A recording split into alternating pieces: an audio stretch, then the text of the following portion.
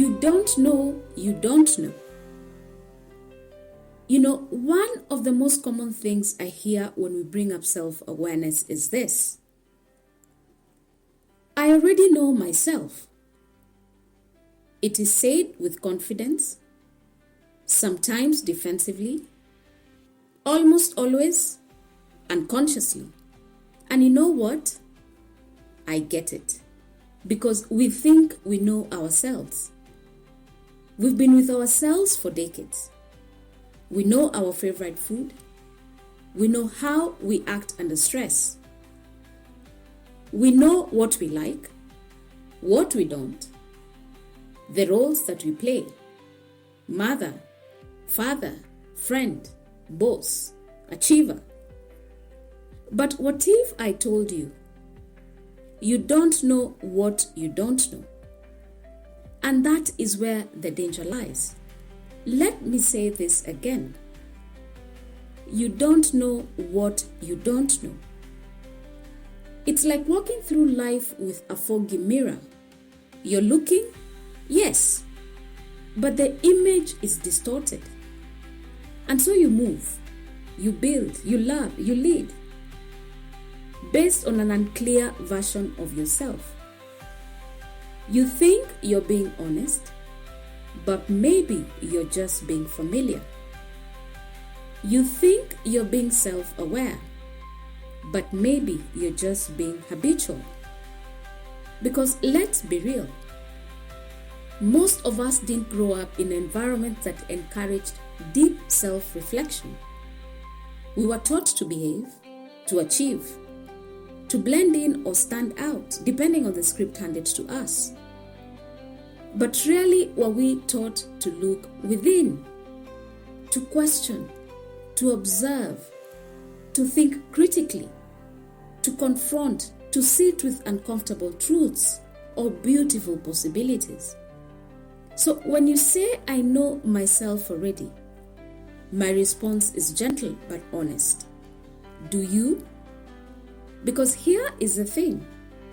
Your marriage might be falling apart and you're convinced it is your partner's fault.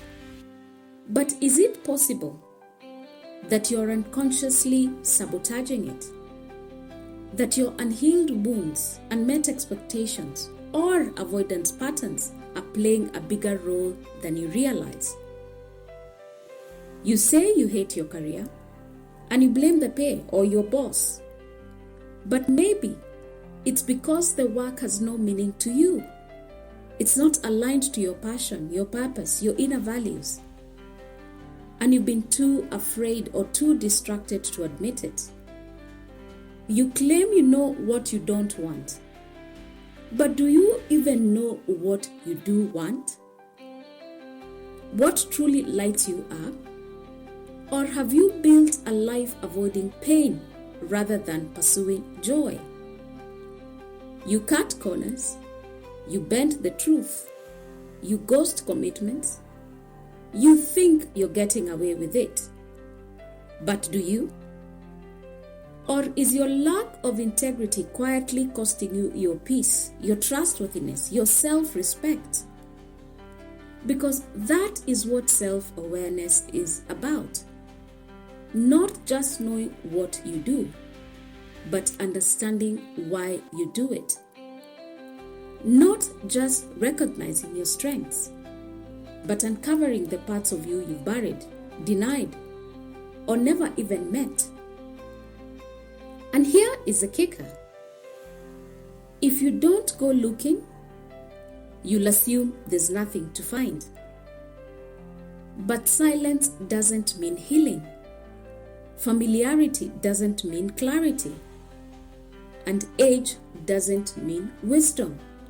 So yes, you may know yourself. But are you willing to consider that there is more? That there are rooms inside you you've never entered? Because until you step into those places, you'll keep repeating the same patterns, living the same story, wearing the same labels, and calling it self-awareness. But again, here is the truth. Awareness isn't a moment, it's a journey. It's not a label, it's a lens. And it's not about being perfect, it's about being honest.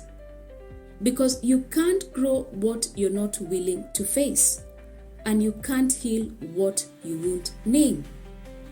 So the next time you catch yourself thinking, I already know myself, pause, breathe, and ask, but do I know what I don't know?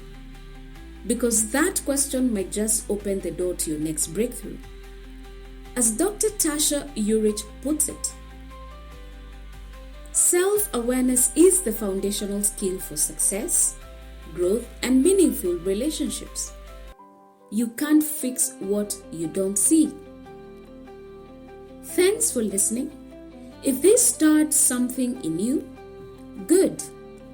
That means there's more to discover. So until the next time, this is your host, Jessie, wishing you a self-aware day.